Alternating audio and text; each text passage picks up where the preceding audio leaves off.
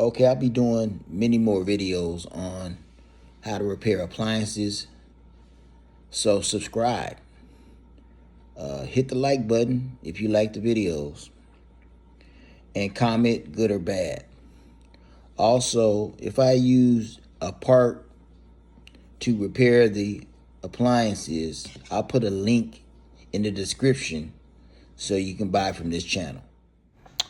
For those who can help with this problem or need help with this problem, this washer is shaking and the suspension rods have been replaced.